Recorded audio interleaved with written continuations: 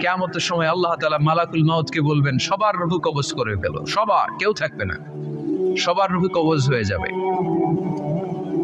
আল্লাহ মালাকুল মাউতকে বলবেন, মালাকুল মাউত কি অবস্থা? বলবে সব শেষ। মাইয়াক্কা, কে বাকি? মালাকুল মাউত বলবে জিনেরা বাকি, যাদেরকে দেখা যায় না। আল্লাহ বলবেন জিনদেরকেও শেষ করে ফেলো, রূহ কবজ করো।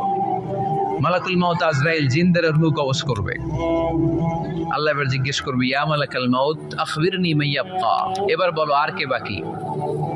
মালাকুল মাউত বলবে, আল্লাহ মানুষগুলো সব শেষ, জিনগুলাও শেষ, এবার বাকি ইবলিস শয়তান। কে বাকি? ইবলিসও শেষ করো, ইবলিসও শেষ। আল্লাহ আবার জিজ্ঞেস করবেন, ইয়া মালাকাল মাউতি মাইয়াক্কা, আর কে বেঁচে আছে বলো? মালাকুল মাউত বলবে, আল্লাহ আপনার কথা অনুযায়ী পৃথিবীর সব মানুষের রূহ কবজ করলাম, সব জিনদের রূহ কবজ করলাম, ইবলিসের রূহ কবজ করলাম, এখন আছে শুধু ফেরেশতা। আছে কারা? যাও ফেরেশতাদের রূহ কবজ করো, ফেরেশতাদের রূহ কবজ হয়ে যাবে। এবার আল্লাহ জিজ্ঞেস করবেন, ইয়া মালাকাল মাউত আখবিরনি মাইয়াক্কা।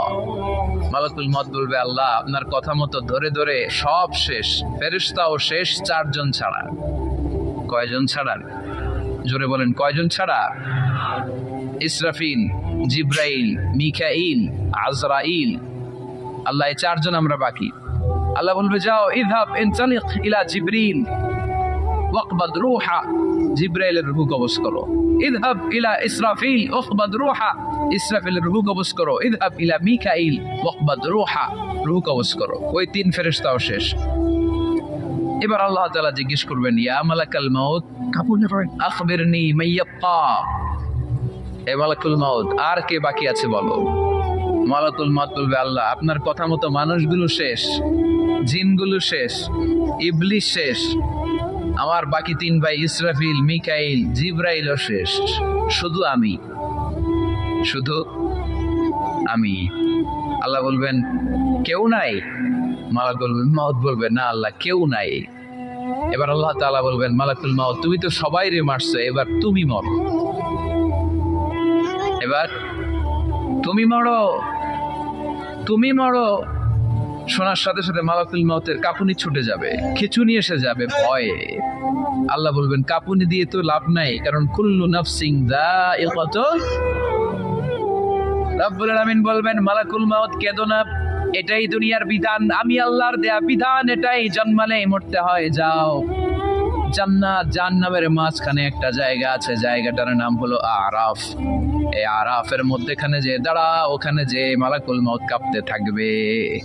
মালাকুল মাউত বলবে, আল্লাহ সৃষ্টির শুরুতে যদি জানতাম, সৃষ্টির শুরুতে যদি জানতাম সবাইকে মৃত্যুদান করার পরে, রূহ কবজ করার পরে আমাকেও মরতে হবে, তাহলে এই কঠিন দায়িত্বের ব্যাপারে আপনার কাছে ক্ষমা চাইতাম। আজকে আমারও যে ভাগ্য বরণ করে নিতে হবে সৃষ্টির শুরুতে, আমি এটা কল্পনাই করতে পারি নাই।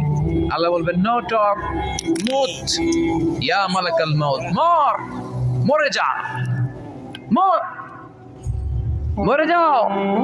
বলার সাথে সাথে মালাকুল মাউত এক বিকট চিৎকার হাঁকিয়ে মরে যাবে। মালাকুল মাউতের চিৎকারটা সেদিন এত ভয়ঙ্কর হবে, বিষ্ণু ইসা ইসলাম বলেন, ওই চিৎকারের আওয়াজ যদি পৃথিবীর মানুষেরা কান দিয়ে শুনতে পেত, তাহলে কিয়ামত সংঘটিত হওয়ার জন্য আলাদা করে ইসরাফিলের সিঙ্গার প্রয়োজন হতো না। ওই চিৎকারের আওয়াজে প্রতিটা মানুষ কানের পর্দা ফেটে ওই জায়গায় লাশ হয়ে পড়ে যেত।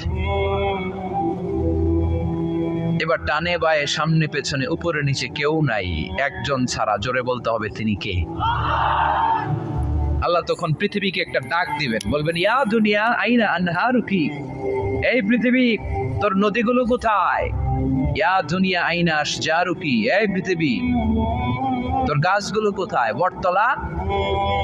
ইয়া দুনিয়া আইনাল জিবাল, তোর বড় বড় মাউন্ট এভারেস্ট পাহাড়, আলাস্কা পর্বতমালা, আল্পস পর্বতমালা, এগুলো কোথায়?